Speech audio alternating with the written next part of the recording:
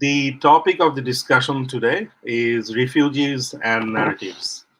This is the third English episode of educational Facebook live show Melting Pot, and this discussion will later be available in iPod in um, iTunes and Spotify. I'm your host Mubashar Hasan, and if you want to participate in this discussion or raise question to the panelists, please comment here. Before introducing the panel of guests, let me provide you with some basic context about refugees and displaced people in the world. Um, and some of the statistics are on the screen too. According to the UN Refugee Agency, the UNHCR, at least 79.5 million people around the world have been forced to flee their homes. Among them are nearly 26 million refugees. Around half of them are under the age of 18. There are also millions of stateless people. They are denied a nationality, and please mind, they lack access to any basic rights, such as education, healthcare, employment, freedom of movement. In total, today, 1% of the world's 7.5 billion population have fled their homes as a result of conflict or persecution. As you could see, these numbers are terrifying. How could we address history, displacement, refugees, and narratives around it? To discuss this, I have with me Professor Bina D'Costa and Mr. Julian Francis. We are having technical difficulties, but I'm hopeful that we are going to sort it out. And let me take this opportunity to introduce Professor Bina D'Costa. Professor Bina D'Costa teaches at the Department of International Relations, Coral Bell School of Asia Pacific Affairs at the Australian National University. She has served as the Associate Dean of the College of Asia and the Pacific. At the height of Europe's refugee emergency, she moved to the UNICEF Office of Research Innocenti to build its migration and displacement program from 2016 to 18. As a UN staff member, Bina has also led large multi-country programs focusing on forced migration, protected internal displacement, and stateless in three global emergencies: the Horn of Africa, which includes Somalia, Sudan, and Ethiopia; Europe's Syrian refugee crisis; and the Rohingya emergency. Her publications include many co-authored and single-authored books, um, including Cascades of Violence, War, Crime, and Peace Building across South Asia; Children and Violence, the Politics of Conflict in South Asia; Children and Global Conflict, and list goes on. Dr. Bina held visiting fellowships at the Refugee Studies Center, Oxford University in 2011 and 12, and at the Global Justice Center, New York in 2008, among others. Um, you could visit Bina's website at the Australian National University to know all about her work.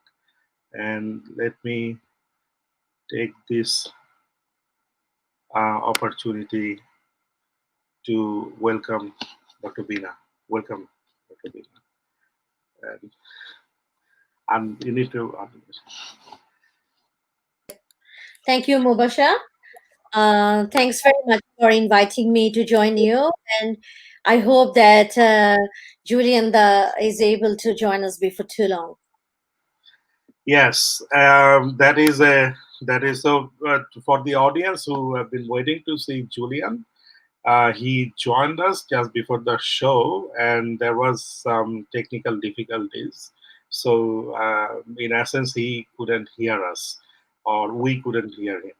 And I hope that he will rejoin and sort this out.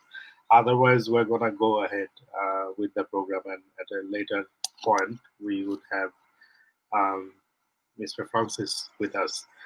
But I think to give Mr. Francis a bit of their time, I would take this opportunity to introduce him anyway, so that guests who have been waiting to know about him get this information.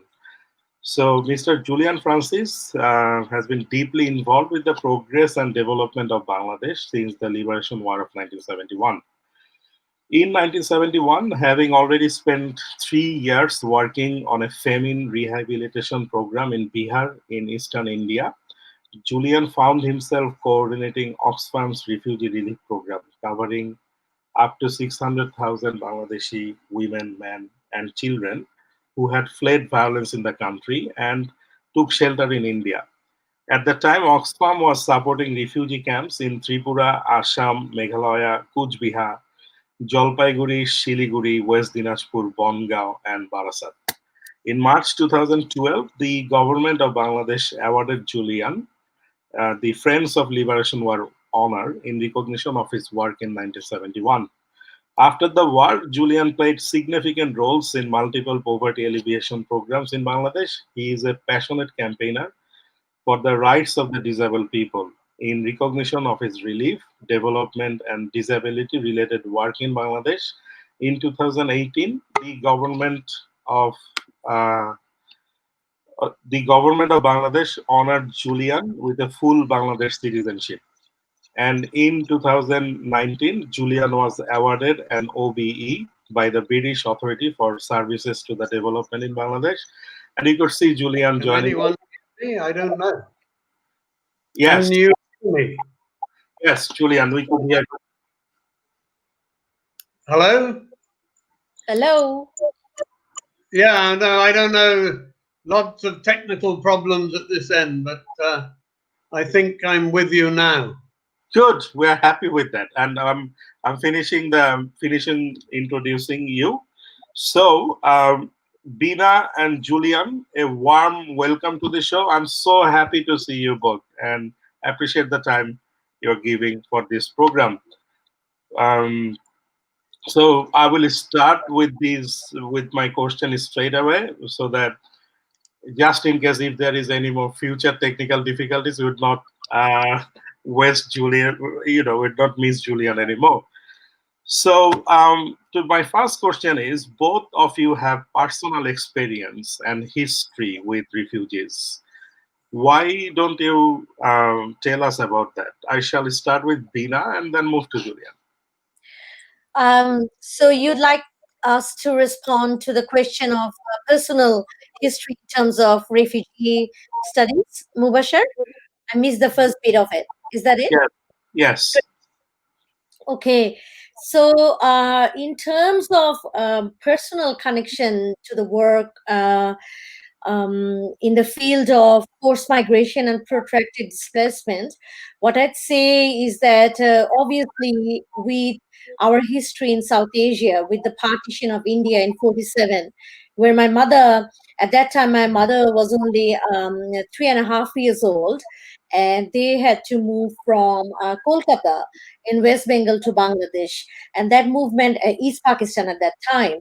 So, as you can imagine, although we have a lot of research done on the Punjab movement and the partition on in terms of Punjab, there's not a lot in terms of the refugee movement and people's movement from West Bengal to East Bengal at that time. So a lot of that is still sort of invisible in the history, but like many other families of Bangladesh, I've also grown up with her stories of movement of that time. Similarly, with my father's family in South India, with what happened, the movement in context of their life. Then, obviously, 1971 is a significant marker of our story, where my story begins. I was a newborn, and then we were internally displaced, and then we were forced to live in a refugee camp for a short while, and then we returned to Bangladesh. And my parents, like many other parents of that generation, helped to rebuild that nation, what is now our Bangladesh. So in terms of that personal connection to stories of movement and mobility had always been part of my growing up, my social connection, and my life in many ways. But for my research, I rarely looked at actually the discussion of mobility and migration. I looked at primarily the questions of armed conflict and violence, and particularly women's experiences in 71 and in 47. I did a lot of volunteer work in most of my life, ever since I was quite young. One of the wonderful thing of being a born in Bangladesh and growing up there is that you are able to actually automatically work in that world, what we call volunteer work or unpaid internship globally. But it was amazing to be involved through that with many other communities. So when I was a young university student, I was able to work in camps. At that time, that was not permanent, but now it's almost a permanent feature in 2020, which is the Leda camp. At that time, it was a semi-permanent camp of the Rohingya refugees. So from 92, 93, I've also served as a volunteer there. So through volunteer work and then advocacy work and activism, I've always worked in issues of forced migration and protracted displacement. From 2008, in my research, I started to look at issues of my experiences of migration in much more nuanced way, what it means and what it means in terms of international law, what kind of protection regimes we are talking about in the international level and in the regional and national level. And then I was very, very fortunate to serve in 3 global emergencies. I'll talk about that a bit later, hopefully, what we mean by global emergencies. So in terms of that, I was able to share from research important insights in the work of migration and displacement. Now, mind you, just one caveat in all of this discussion is that whenever we are talking about refugees, there are actually very different kinds of groups we are talking about: refugees and migrants and asylum seekers, stateless people, internally displaced people. There are lots of different categories. There are different distinct categories. People don't necessarily stay in those categories. They move between those, but they are actually for legal kind of analysis and also for proper protection responses. We need to understand that there are actually, these are very different kinds of concepts and categories we have to deal with. So in terms of research, how we talk about that, and in terms of practice with NGOs and international agencies, how we design programs with them are very, very different. So one of the big problems at the moment we have, and that's why I talked about my personal experiences, thank you, Mubashar, for asking that, is that often refugees are not actually involved in designing programs that deal with their lives, deal with their everyday experiences. So this is something we need to also think about. That is a fascinating concluding point. I would come back to that. Julian, why don't you tell us about how you began to work with displaced and people and refugees? Well, yes, I don't have such a long history as Bina connected with that sort of situation, but I happened to be in the right place at the right time in 1971. I'd already been working in an extreme poverty program of Oxfams in Bihar following the famine of 1966-67. And so when the refugees from Bangladesh started coming across the border, particularly into West Bengal, but also the other states which border Bangladesh, we were asked to move from Bihar to Calcutta to double check whether the reports of tens or 20, 30,000 refugees crossing the border at one place were actually true, because nobody in the UK or in the West believed these figures. And so we were able to confirm that.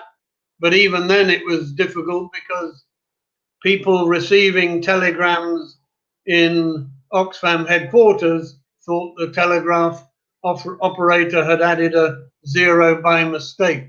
So we were we were thrown in at the deep end, if you like. But fortunately, we had as our regional director somebody who had just been appointed by Oxfam to cover what was then East India and East Pakistan for Oxfam.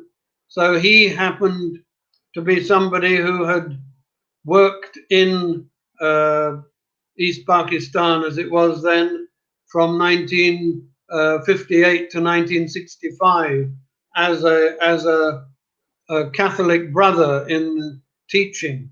So right at the beginning, he was of the opinion that, and told Oxfam that, well, perhaps up to 10 million people might come, based on the understanding that it would be mostly Hindus who would be coming to India.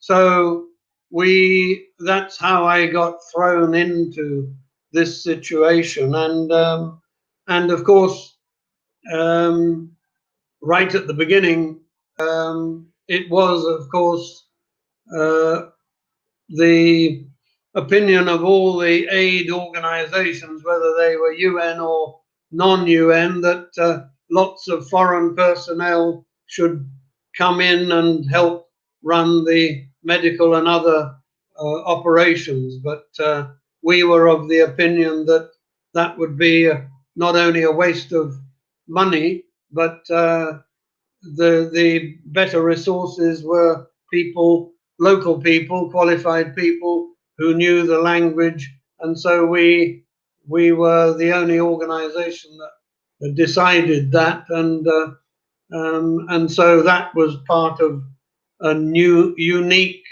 experience, really. Um, and I think I'll probably talk more about that as we go along.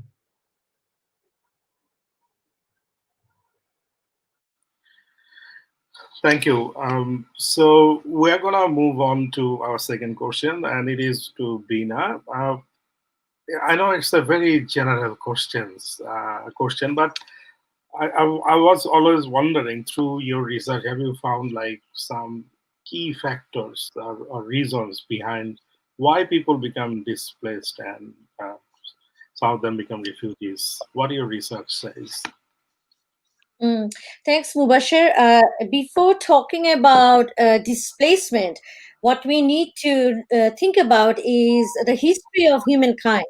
People have been moving ever since, the civilization began, and how for survival.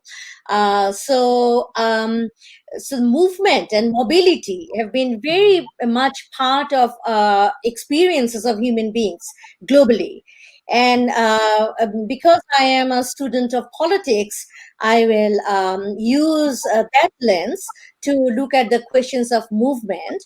So, 1648, that year is a very significant marker for modern state system, with the Treaty of Westphalia, which sort of, those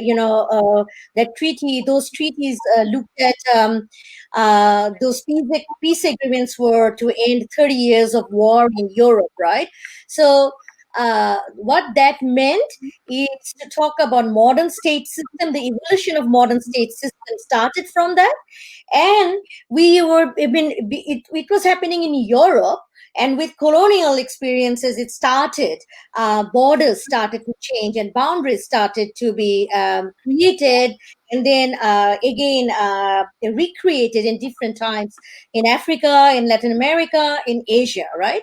So what we're talking about is 71 is a much more, it's a modern state in many different ways historically. So many of these borders that we are dealing with are much more modern than this historical, ancient history of human beings who've been moving from one side to the other. So in my experience, I've seen in Horn of Africa that, sometimes communities, because they cross from Somalia to Somaliland to Ethiopia, for them borders don't make much sense, although these are state borders. So similarly, when we are talking about the Rohingya, which is something we are talking about at the moment very much in Bangladesh, these are much more for them also. Those that border there is much more modern, because they've been coming here as seasonal workers. And people from this side of Tekna, Cox's Bazar have been also moving on the other side. Same with 47 partition, as we know, Yes. borders have changed for us. So this is very important to understand in the discussion of migration, particularly forced migration, and the discussion of refugees. Mm. But in international law, after Second World War, when we are talking about the 1951 Refugee Convention and the 1967 Protocol, they clearly talk about, because again that was set for a very specific time, so it has narrow kind of there's limitations. But let's start there. Although Bangladesh is not a signatory, but that's a primary marker of who is a refugee. Sometimes people say, what is a refugee? Yeah. So these are people who are who owing to a well-founded fear of being persecuted for reasons of the now these reasons are very important in terms of identifying of somebody as refugee: race, religion, nationality, membership of a particular kind of social group, or political opinion is outside the country. So for to be a refugee, you need to cross an international border. So that's very important. But then there you have a large number of population who don't necessarily cross an international border, but they are displaced internally within their own countries. So there we are talking about internal displacement. So that's a very different category of people we are talking about. Yeah. Refugees is one category, then IDPs are one categories, then stateless people. That's the most persecuted, very vulnerable, when for one reason or the other, they are stripped of citizenship. Or sometimes, for example, like the Roma people in Europe who don't necessarily always go to Europe hospitals to give birth, so they don't have birth registration. So they are also stateless for some time before they have papers. So with the lack of documentation. So you have these three very specific categories of people: refugees, IDPs, and stateless people, who now are part of this whole discussion, this discourse of refugee, because people are moving. They move and they move in and out of categories. Then you have other categories. For example, for Australia, asylum seeker is an important category, but not all migrants. For migration, IOM talks about that to be an international migrant, you have to live outside your country in another state for over a year or more. So there are some different categories of who is understood to be an international migrant. But those migrants and those refugees who apply to remain somewhere else, those are the ones, because so that means when somebody's paper is being processed for a third country settlement, that's when we are talking about them as asylum seekers. So they're different. That means not all refugees and not all migrants are always asylum seekers. So Yeah. these are all different kinds of categories we are talking about. Thank So I you. hope that makes a bit of sense, because here the first uh, um, marker of protection is a legal one.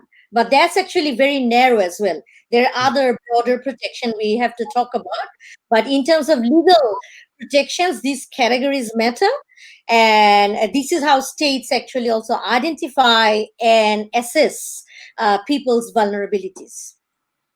Yes, thank you so much. Julian, I wanna go back to you, to your memory, and as we are talking about displaced people, refugees, we are also talking about personal journey, personal history, personal stories. And as you were coordinating a big refugee response program in 1971, I was just wondering, did you came across any in personal story of someone or some people that really moved you? If there is any story, would you like to share with us? Indeed, there are many individual stories, but suppose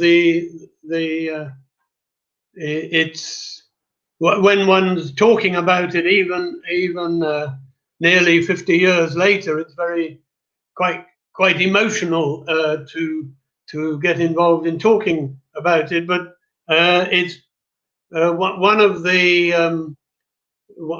the experiences I had, which was in June 1971. I happened to be at a hospital in Krishnanagar in West Bengal at the same time as um, a journalist. I think it was Tony Clifton um, of Newsweek was there, and we were we were seeing many injured people who had come across the border, and particularly we were taken by a small girl, and later on Tony wrote it up in Newsweek, and I could use his writing to give my sort of eyewitness account about um, a shy little girl in a torn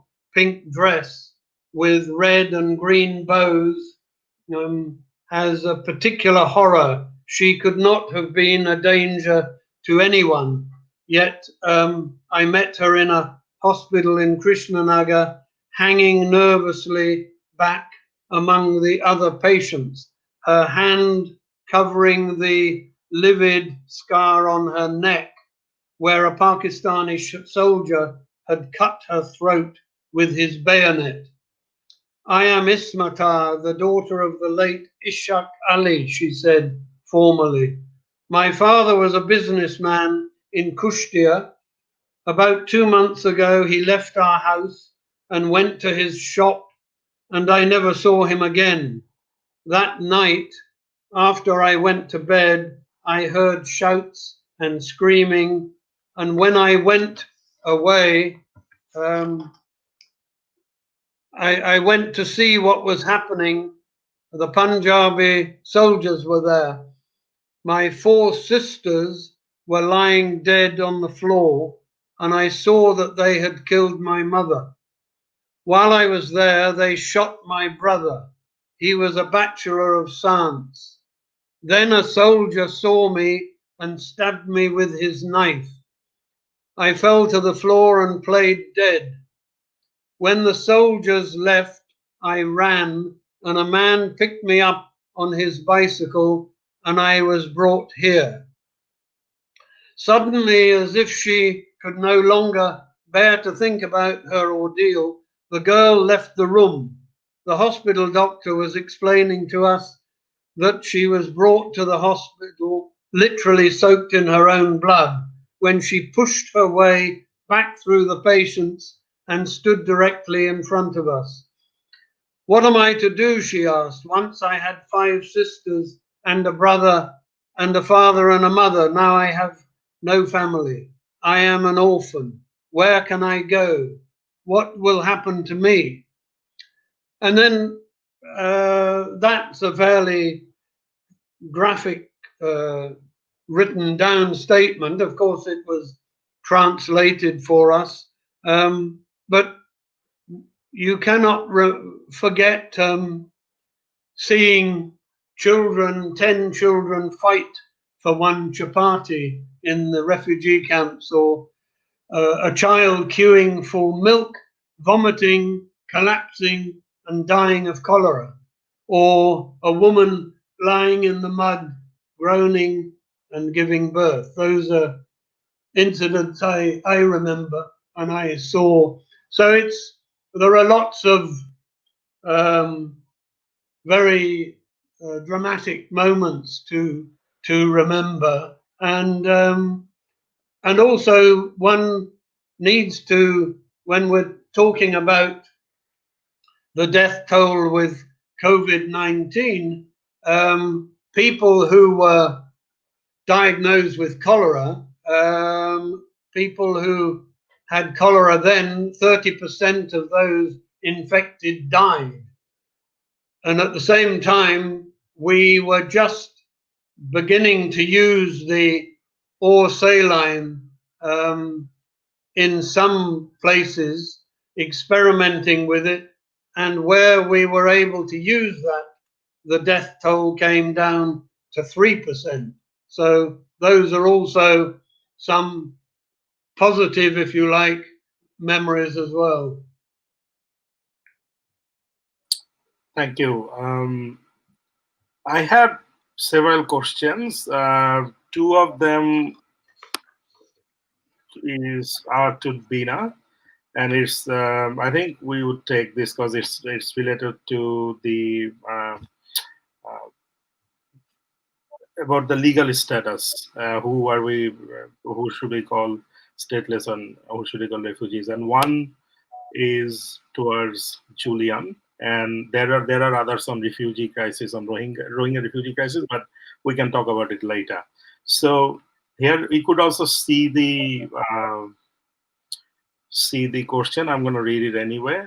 That's bad. We're going to keep it like this. So it says, Andrew Jenkins, that I'm a member of the Cooperative Party in England, affiliated to Labour, and also a volunteer speaker for Christian Aid, which has been running campaign to get our government to support measures for IDPs as well as refugees. My question, especially for Bina, is how should we try to improve international response to refugee crisis? So that's one question. I would suggest you take another one. And there's one from Shojul Roy. And his question is to Professor Bina. How would you distinguish between stateless people and refugees in terms of Rohingyas? So if you could respond that, then we'll come back to question towards Julian. Thank you, Mubashir. I'll respond to both of those briefly, and we can continue this conversation perhaps another time.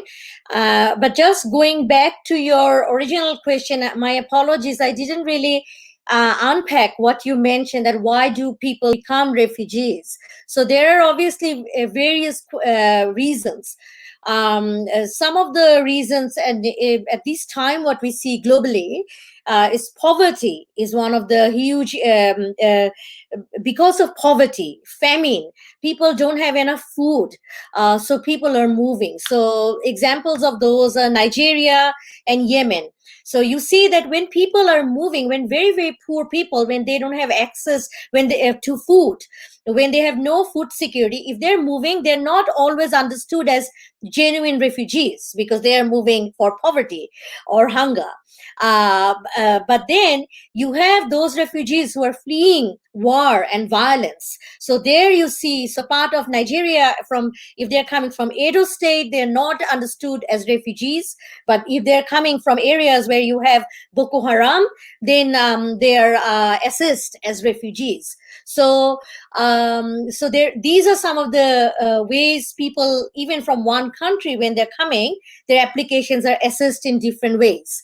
So you then obviously environmental issues in Bangladesh, in southwest Bangladesh, we have flash floods, we have waterlogging. So for centuries, people were able to cope with that.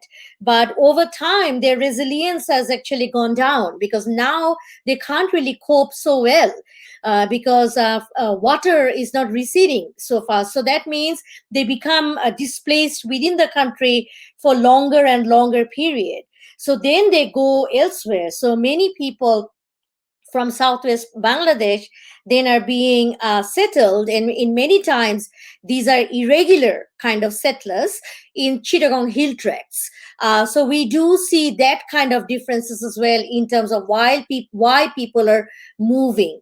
So in terms of the first question from Andrew Jenkins about what could be the international protection responses. So there are obviously layers of that. For the global protection responses, we now have a very set regime that looks at protection.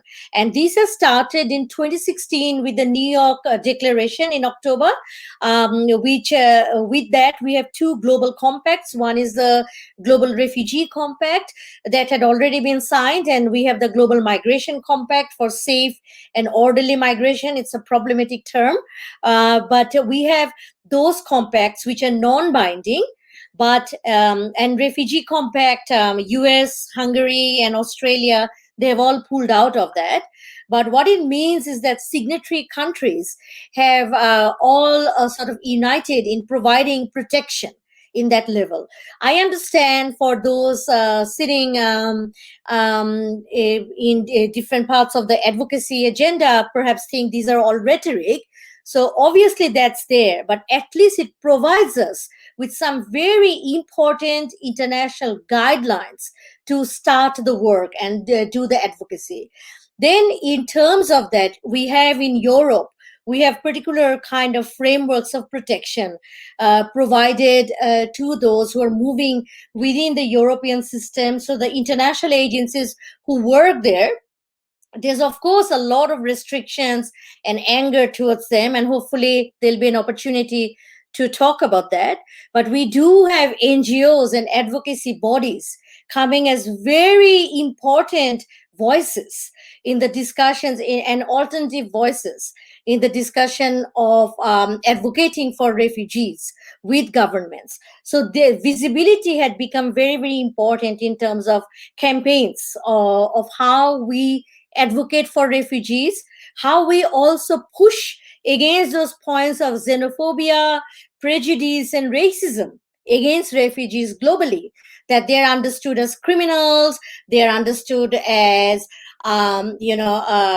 creating a lot of pressure on the economic system, they take our jobs, all those kind of debate, sort of hostility that's created in the public space through media and by actually political rhetoric as well in different countries. Hungary, for example, is one.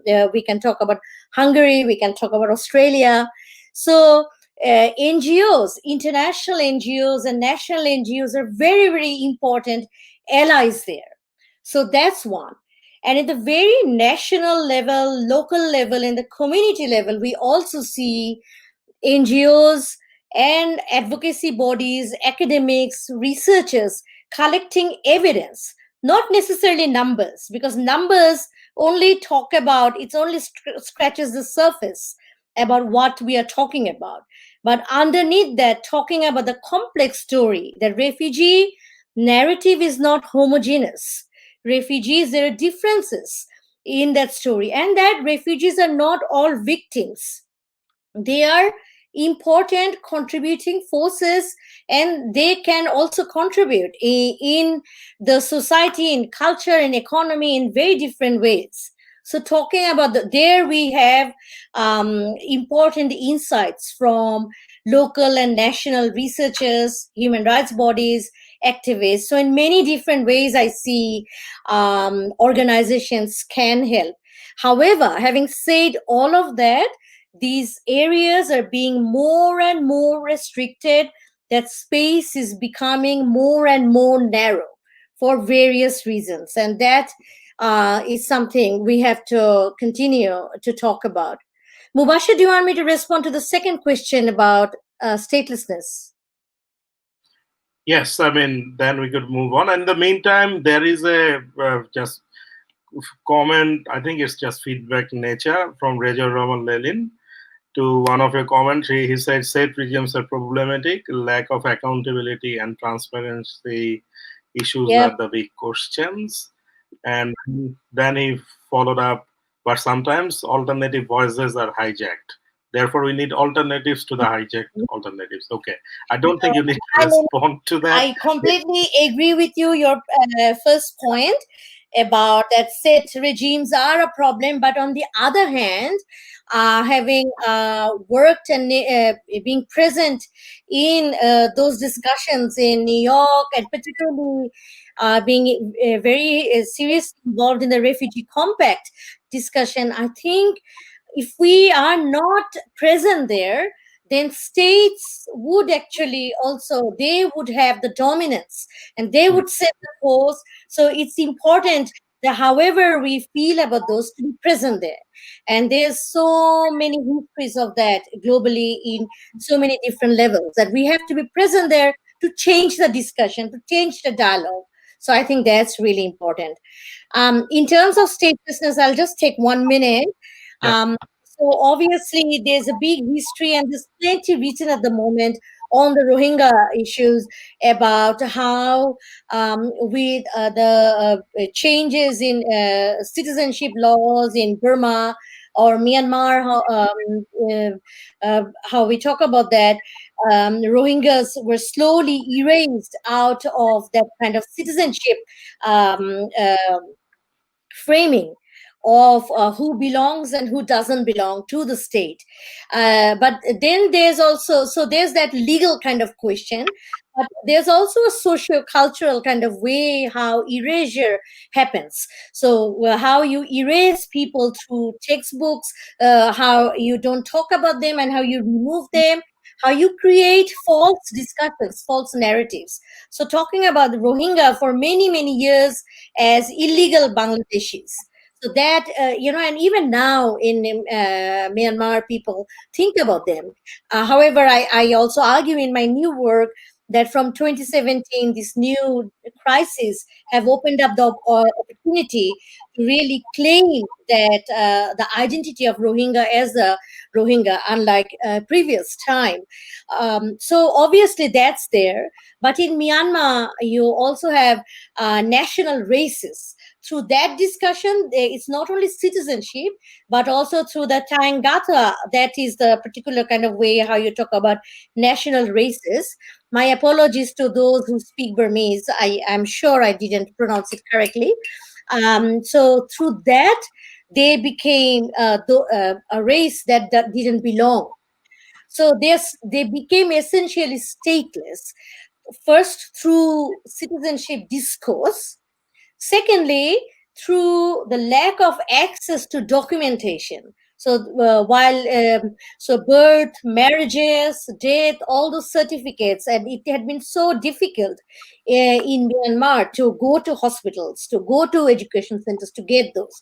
So and then when your house is repeatedly being burnt and you're fleeing your village and you don't have your documentation with you, so that becomes also a part of that everyday experiences of statelessness. On top of it, you have militarization and culture of impunity, really being that's a double-edged sword. When they cross the border to Bangladesh, and in Bangladesh, the discourse about Rohingya is very different for many different reasons, but we talk about them as undocumented Myanmar national. Then you have the discussion because they're crossing an international border, so then we deal with them as refugees. But also, mind you, in Bangladesh, we do have 37 to 38,000 Rohingya refugees who are registered refugees, who always also in their discussion, they separate themselves from the new group of people who have. Yep. And Shajul Roy said thanks. He got the answer. Thank you. I got one more for Julian Francis. Then we're gonna move on to our rest of the question. So this is from Niladri Chatterjee. And his question to Julian Francis is that could you share could you shed a bit of light on the relief program organized by Oxfam, amongst others, following the cyclone of November 1970? In particular, the politics of aid that was an integral part of the relief process. How did Oxfam deal with it?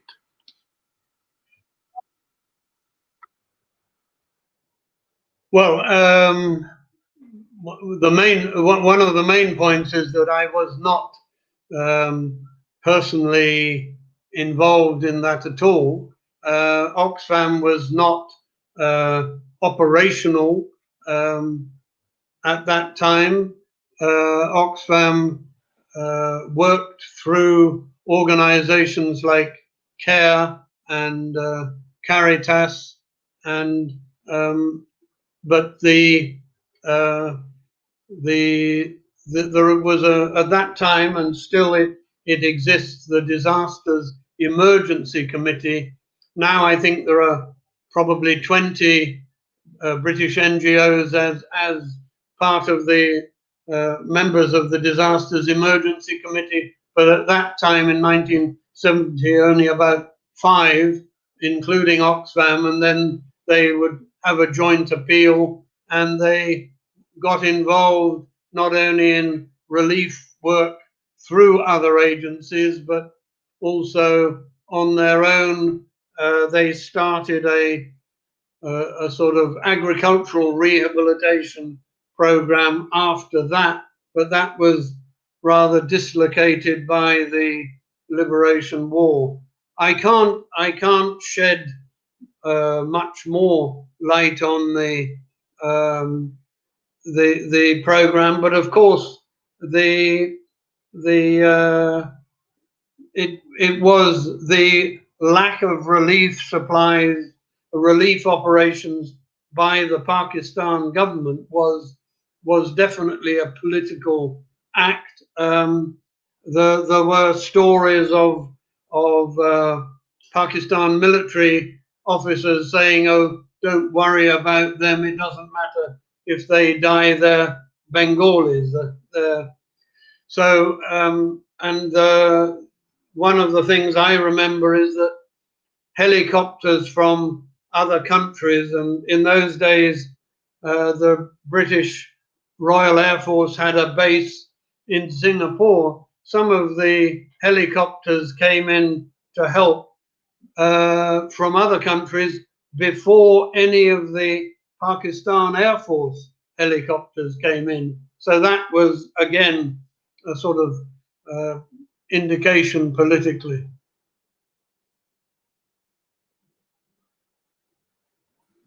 Thank you, Julian. We would move on. We are a little bit over time already. So this is this is to both of you, and this is about the narrative. So some of the common narratives about refugees or people who are seeking protection in the host communities are that they could be terrorists, criminals, drug peddlers. They would take up the jobs. They pose a huge burden on the economy. We have seen that right-wing politicians and parties manipulate such narrative. What is your thought on that, Bina?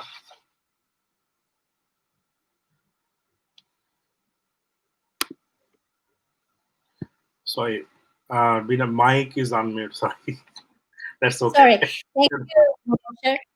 Do you want me to respond in the context of Bangladesh, or do you want me to talk about global kind of We're issues? gonna we will Is touch there? upon on Bangladesh too, because we have there is a part where we're gonna talk about Rohingya refugees and narratives and operations. So it's up to you.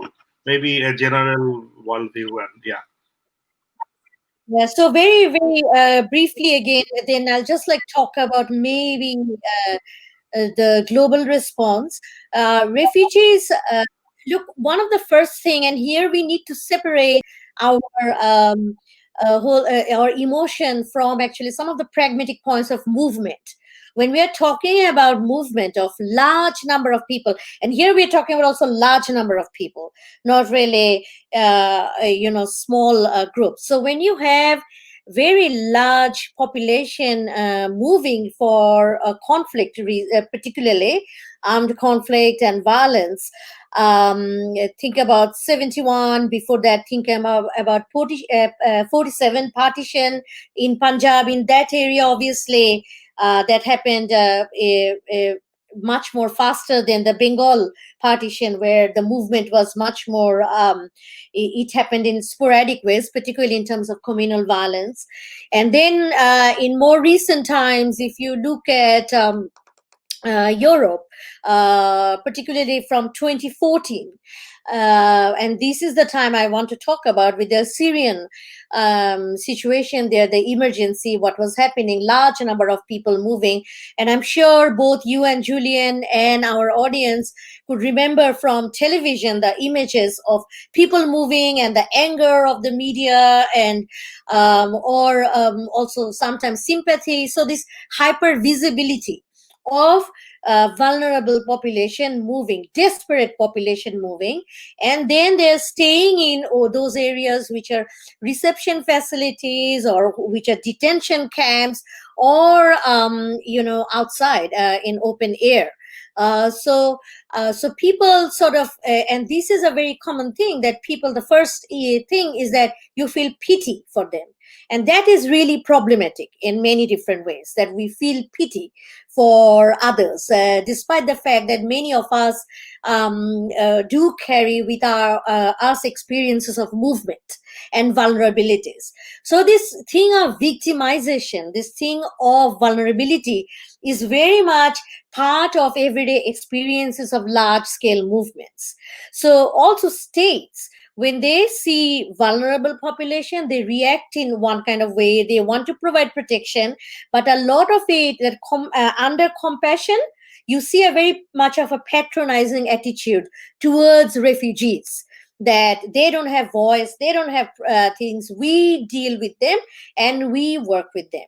So with this patronizing attitude within the state system in many places, I'm talking about only modern times, the current big crisis, we also see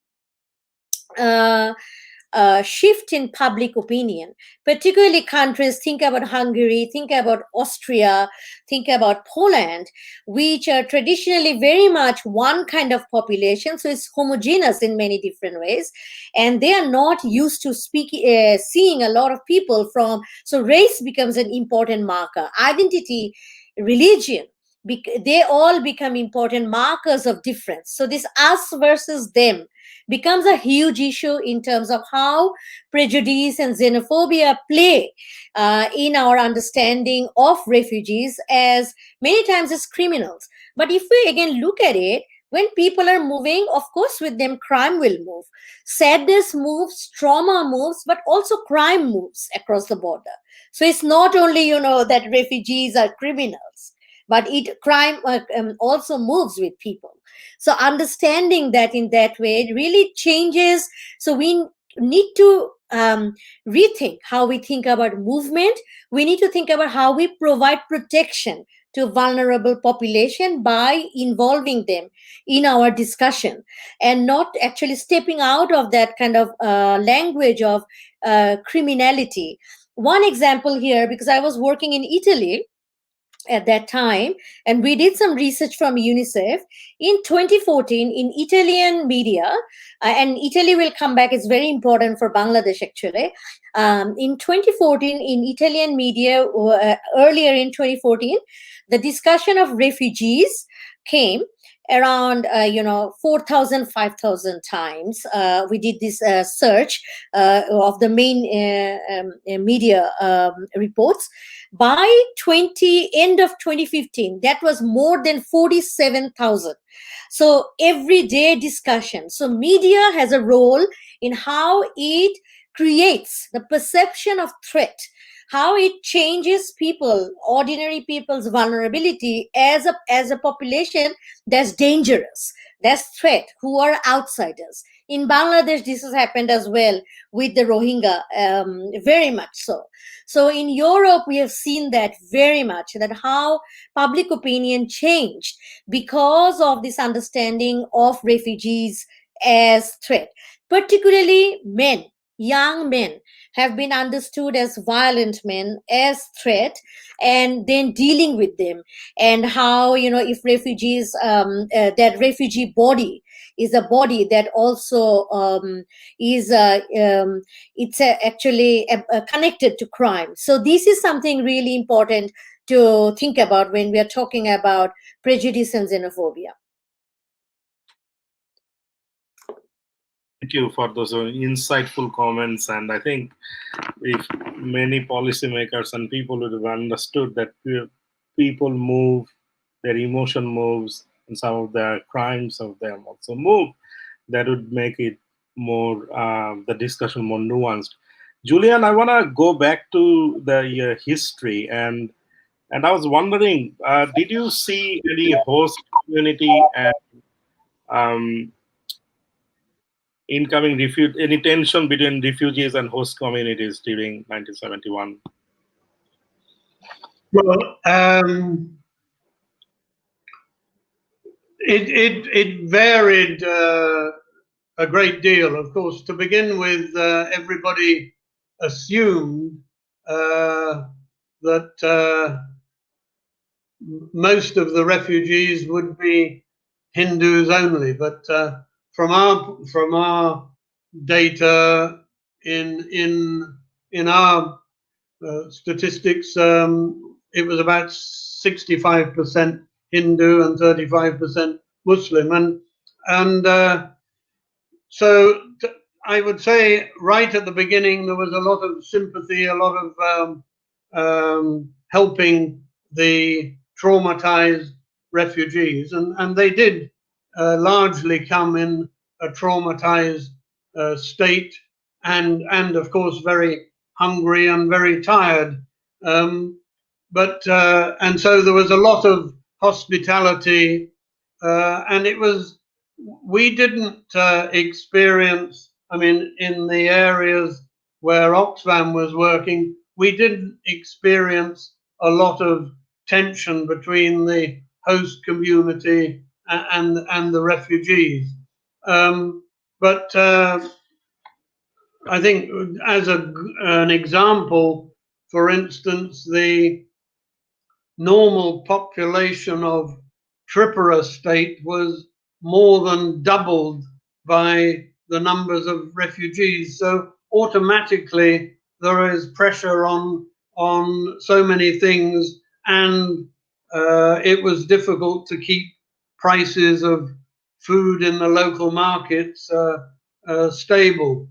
Not only that, there was not the economy of India in those days was not very strong, and the government of India was providing basic food to all the refugees, and so that was eventually just short of 10 million. The numbers being accurately recorded coming in, not so accurately the death numbers, but uh, it varied, and some of the political parties tried to fan in different parts, and declared what in Calcutta they call Calcutta buns, rather the same as hartals, and complaining about supplies and prices of food and so on. But it wasn't as much tension as was expected.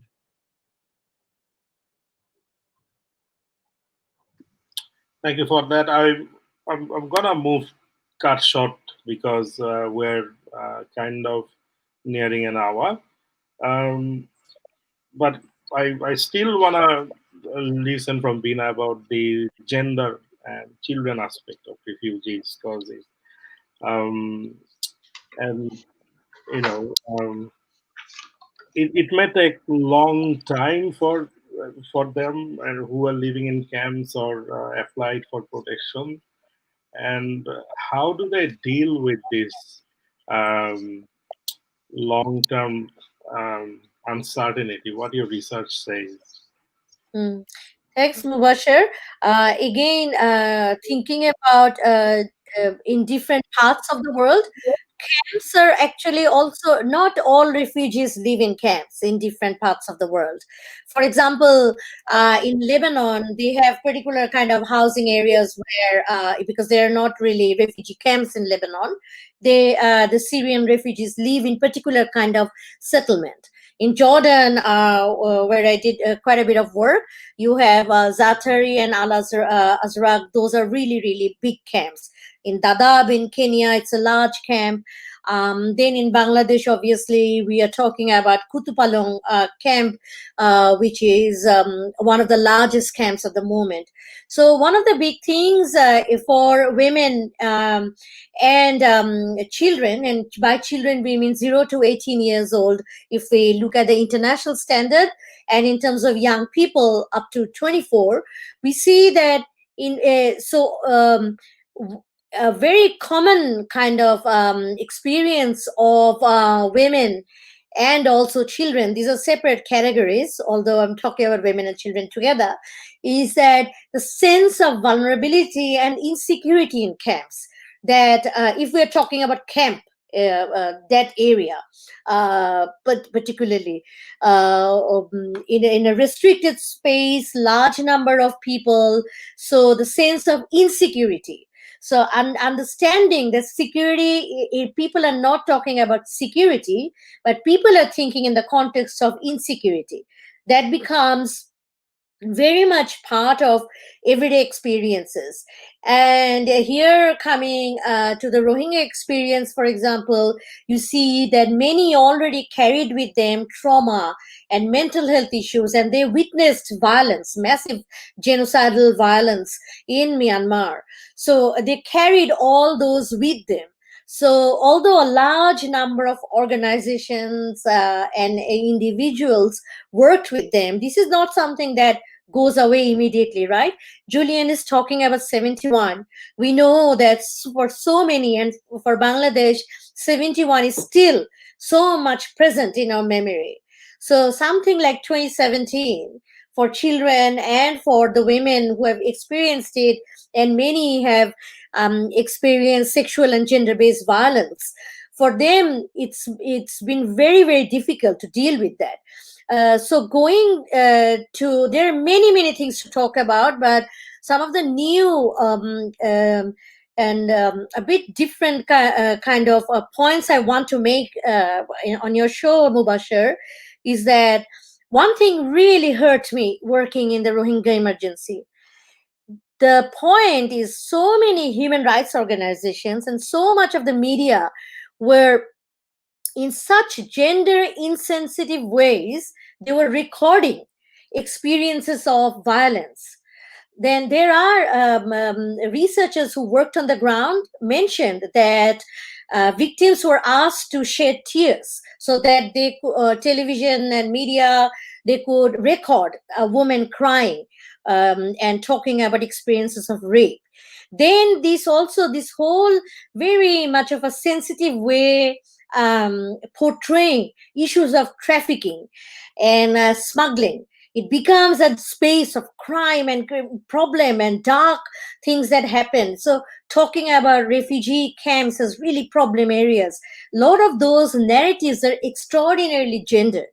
So this is something we really need to talk about when we're talking about women and their experiences, and also children and their experiences of protection. One issue here is that often a lot of organizations, when they are working on child protection, they use a lens of protection that works on that is dealing with women. But these are very different kinds of understanding. How and this is very important, and hopefully for organizations and important groups that are working in the Rohingya camp, some of these findings would emerge as important best practice examples for us globally. That we do need to sometimes separate, age groups. So gender and age disaggregated data and evidence is important to really have better program and better kind of approach. That not you one size doesn't fit all, and not all experiences is the same. Uh, and the last point here is that years ago I worked in a Dadaab camp in Kenya, and there was one thing that was always talked about, that access to toilets is not very it's not well lit, and you have people always feel scared, particularly women, when they're going to toilets.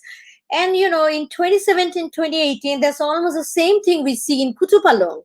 So in 30 years, what have we learned internationally and globally? So what one level, who is talking about what, and how is insights, those kinds of global insights are being even moved from one level to the other. Then you go to Cox's Bazar, in the bazaar, you see all those things being sold, from wheelchair to the ration that's given, to oil, to everything, to UNICEF bags, everything refugees are selling, because they need access to cash. And Bangladesh government really, there's a lot of restriction about cash.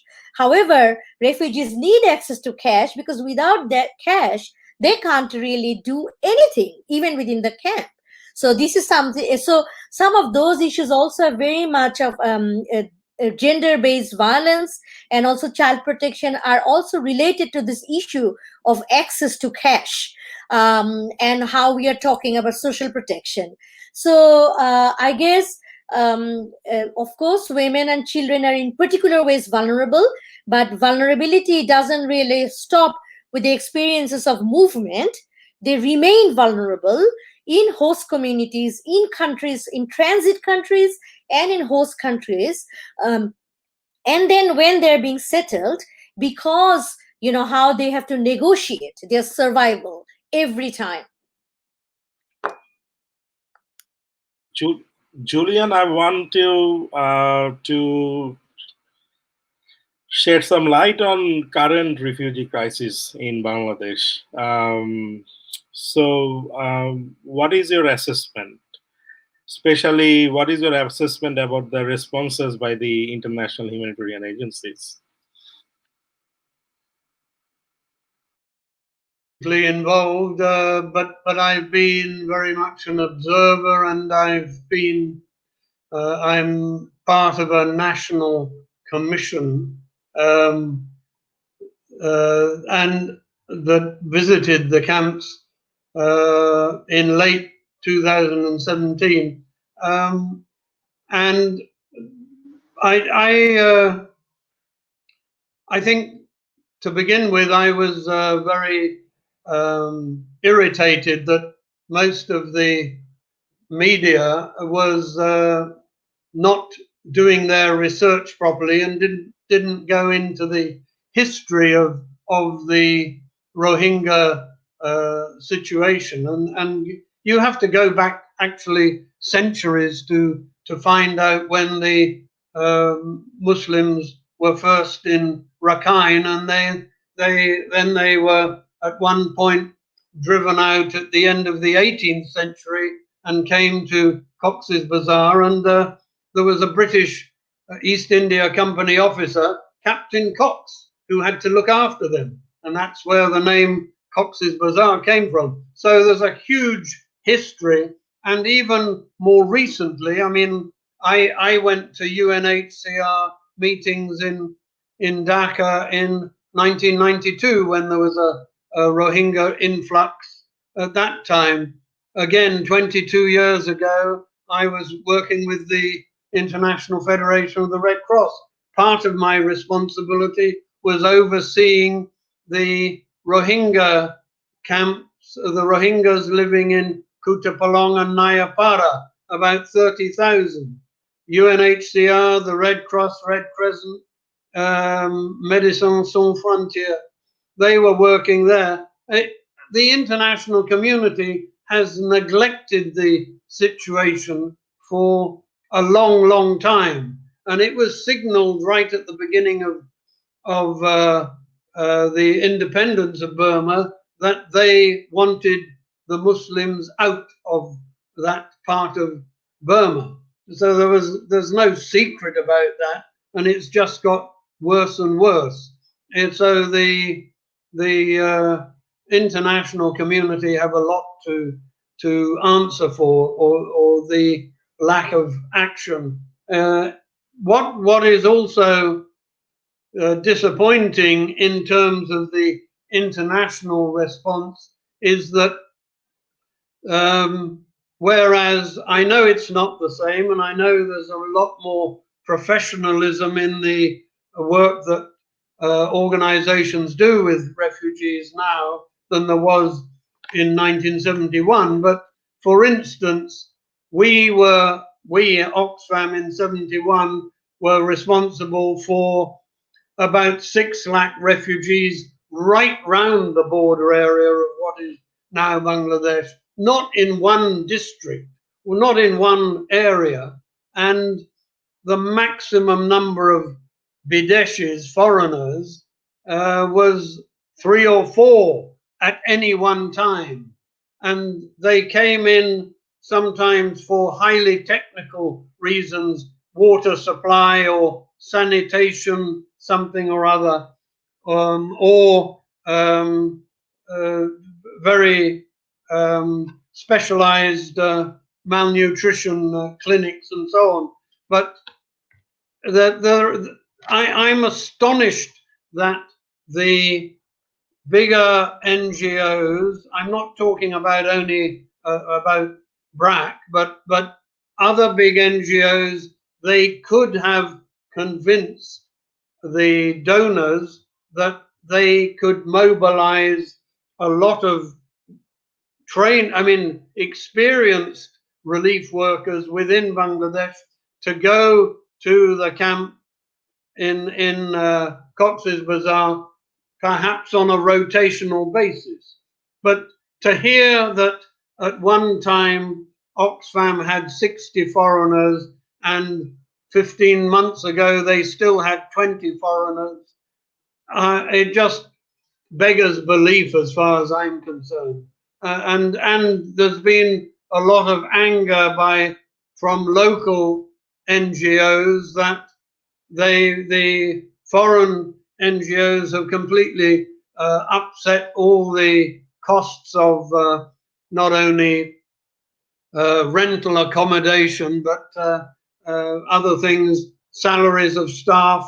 Staff have been picked up from, they were earning 30 or 40,000 taka with a local NGO, and then they've joined an international one for double the salary and so on. So it's rather a sad thing. We in 71 at the end, in 72, probably for the first time, Oxfam was the only organization who actually wrote an evaluation report of what went right and what went wrong.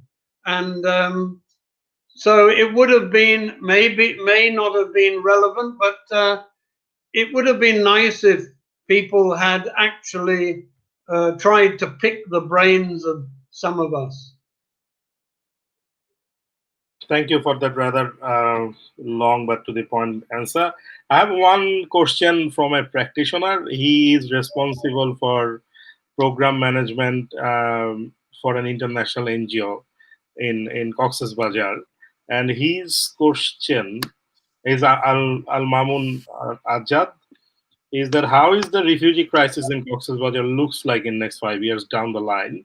Is there any possibility to solve this?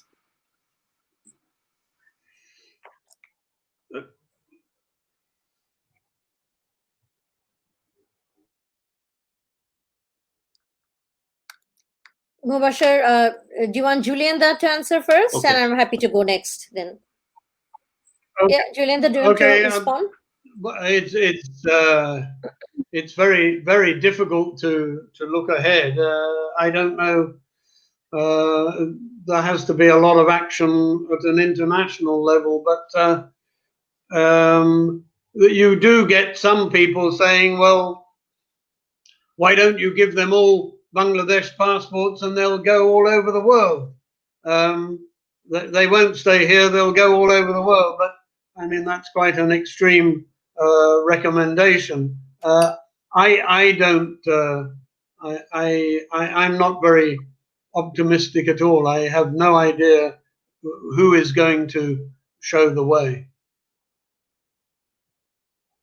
Okay.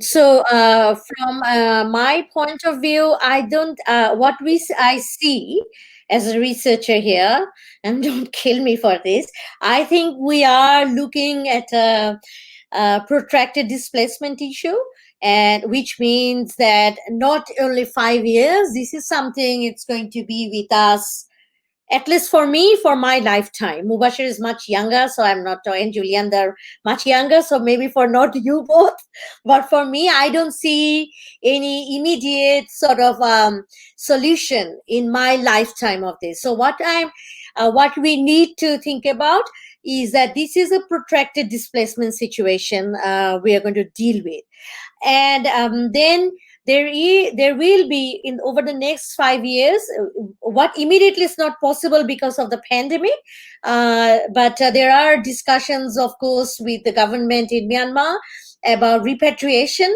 but then some of these obviously had halted because of pandemic and because of yeah, lack of genuine commitment in many different ways. So I don't know how possible it would be, because we also know from previous time in 96, 97, 98, some of those repatriation deal didn't really go well for those also who returned. So people obviously talk to each other. So not necessarily everyone wants to return unless there's a guarantee of safety and security and some sort of documentation. So there'll be a small group of people, I guess, who we will eventually see they return. And in Rohingya culture, they talk about homeland, Arakan homeland. So that's very much a homeland for them, not necessarily the camps in Bangladesh where they're stuck. So in that way, what we see is that there's an aspiration. So there's a difference of people's aspiration and hope that they will see some sort of freedom and they will live with dignity. That's separate from whether or not how many of them will either be able to go back to return to Myanmar or be resettled in a third country. But this is what many of them, the new arrivals, I mean, from 2017, many of them, they actually don't want to necessarily settle in Bangladesh. They want to move, they want to be resettled somewhere else. So many of them aspire to do that. So for them, Malaysia, Indonesia, then Saudi Arabia are some of the areas what people who I've interviewed. That's what they talked about. There's a very important diaspora in Europe and the US, very small number in Australia. So because of family connection, which also research says that refugees want to go where they have family, where they have connection, where they have jobs. So also obviously not all Rohingya are homogeneous. They have differences of their ideas, where they want to go, and all of that would be based on the kind of networks they have and the possibilities of repatriation. Having said all of that, there's high number of paperwork. They're stuck in the pipeline. So this is going to take a long, long time. Now, this is where something very important that comes into my mind, what organizations can do and where they can lobby with national government in Bangladesh, is that we know from other research with Lotsampa refugees, for example, who are Bhutanese stateless group and from Nepal, Bhutan, who is now in Nepal, with them, then the Sri Lankan refugees, we know that those are the refugees who get repatriated fast, who are educated. If Bangladesh government doesn't allow education programs to go, if they don't, if a large number of populations sitting there, not really learning enough, or after a while can't really do anything, if they are not able to access college and university education, you have virtually an unskilled group of people. So we know there's research in forced migration work that when paperwork countries assess documentation, they take from the camp the best of the best. So the nurses, the doctors, the graduates, they slowly leave the camps. But then you have those who don't have enough education. So this is where I think Bangladesh government really needs to think about a much more innovative way of with organizations, of how to provide support, education, and adequate also mental health services for communities in camp, and also to think about that that they should live with dignity. So these are some of the very important ways of way out in the next 5 years, preparing the population that they have options. If by serious restriction we cut down all the options, they will be stuck here. Like we know in many, like the Afghans in Pakistan, or in many many countries, we have people who are who feel also stuck, and that's where we see a lot of problems emerging. So I would ask you the final question, but I would not, you don't have to reply it now because there are a few more comments that I would put on the screen as well, and you could either respond to the comments or respond to the final question, your choice. So the final question is that is it emotionally challenging for you to work with refugees and displaced people as a researcher in and practitioner? So that was my question, and you could respond to it at your choice. Now there are a few more comments. One is from Professor Samina Lutfa of Dhaka University. So she asked that, do you think that the information about COVID-19 affected Rohingya refugees are transparently presented by our government? So that's number. So these questions are quite Mm. loaded and towards government, and it's up to you if you want to answer or not. Second is during the from Reza Rahman Lenin, human rights activist, during the Corona period, at least 40 Rohingyas were killed in a gunfight with law enforcement in Teknaf in the last 5 months. Mm. So, what is your response to that? And this is towards Julian. And again, you could choose to respond or not to respond. This again, Rejaud, that Julian, how do you feel when do you see a gross violation of human rights and treatment of Rohingya refugees in Bangladesh as a friend of Bangladesh? So these are the comments that we could take in within this period, and with the answer to the last question. So who want to go first, Julian or yeah? As as far as human rights and treatment, I mean, my impression is that there's been a lot more attention to the treatment of the refugees and from the human rights angle as well than, for instance, there was with the crisis that I was involved with in 1971.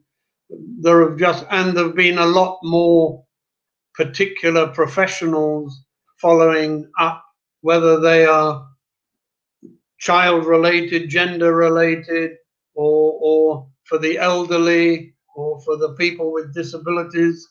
A lot more specific input has come in. So, but from a personal point of view, I only visited the Rohingya camps in the first few months of the crisis in late 2017.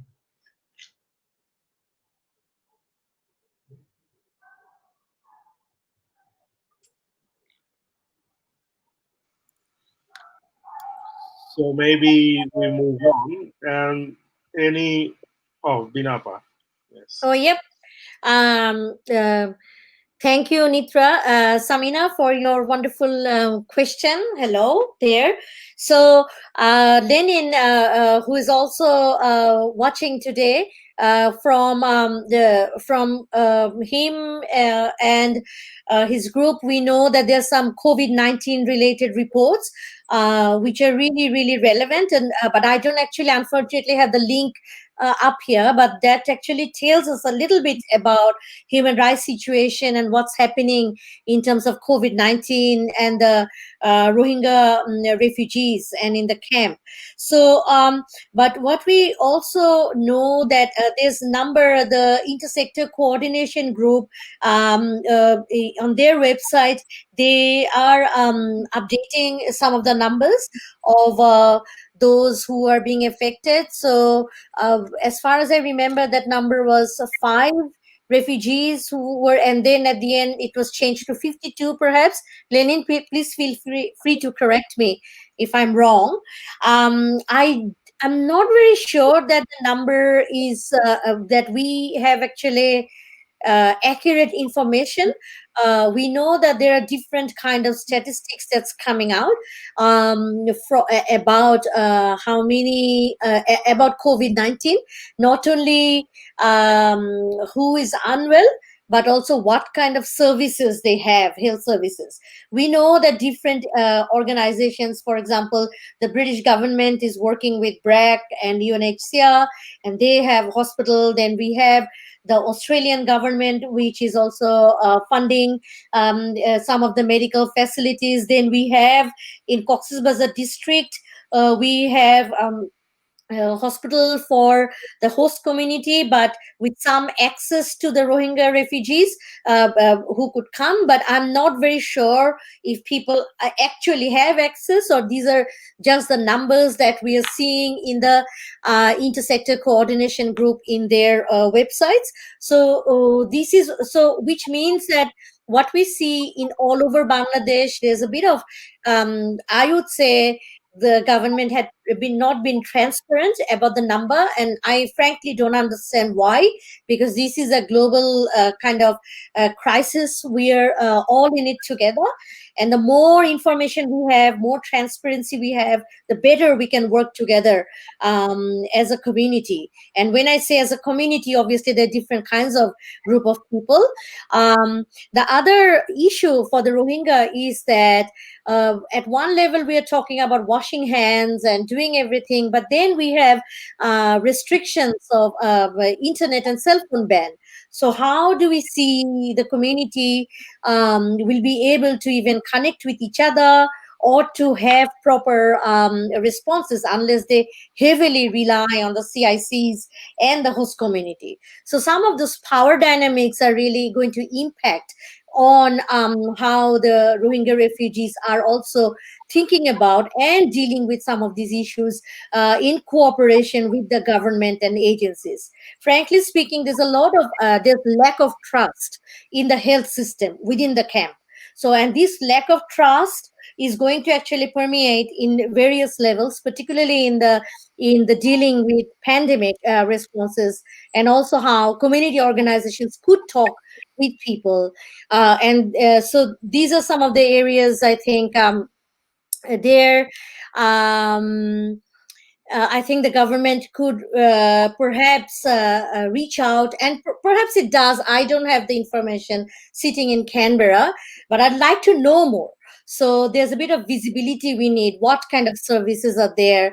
Why we have issues and all these problems we have. So these are very relevant. One thing I want to go back to, Mubashir, your question about research and if I feel emotionally what it does. It's actually very, very difficult. Those emergencies where I worked, from the Syrian emergencies, looking at distress firsthand, particularly of very, very young people in Libya, then who were arriving in Italy, then, in Horn of Africa, and then finally in the Rohingya emergency, serving in the front line in 2017. It was really very difficult. It's so methodologically, how we capture sadness and trauma, and how we try to make sense of those through our research, and then try to make those research policy relevant. It's such a complicated, complex journey. So when we finally publish something, you both know it very well that 90% of that story is actually underneath. We don't talk about those. We can't, because then the main points get missed. Really, we they are missed. And also, from my training, I'm not an anthropologist, so a lot of stories are not necessarily in my writing. It's just points about, in terms of the very brief kind of points. So it's perhaps a bit. It looks perhaps a bit removed when finally the writing is there. But as a person, as a researcher, it deeply moves me. And like many in Bangladesh, and the three of us, I also think it's important to work and contribute the way we can, and not to be worried that our emotion can impact our judgment. It doesn't. It actually helps us to be better researchers, and how to actually use emotion and to be really compassionate researchers is important. Which means when we love Bangladesh, but we shouldn't hesitate to criticize if the government or agencies or our top leaders are not doing things that we do see are not really right. So we shouldn't be, so the space to really freely express ideas, to freely champion for people's rights, that is being narrower and narrower in the name of, oh, we love our country, so we can't really harm our image. That's not true. We really have to think beyond that and above that. So I think that's very important. And I guess it's also about who constructs the image and who says what image. And I think there is always a politics about who is presenting the image of the country. But that's a discussion for another day. Julian, any final thought about personal feelings and working with displaced people and refugees? Well, I think when you, yes, what Bina is saying, being very emotionally involved, it's very true. And I just would say that a few years ago, I think 4 years ago, suddenly I started having nightmares every night, the same nightmare, and waking up.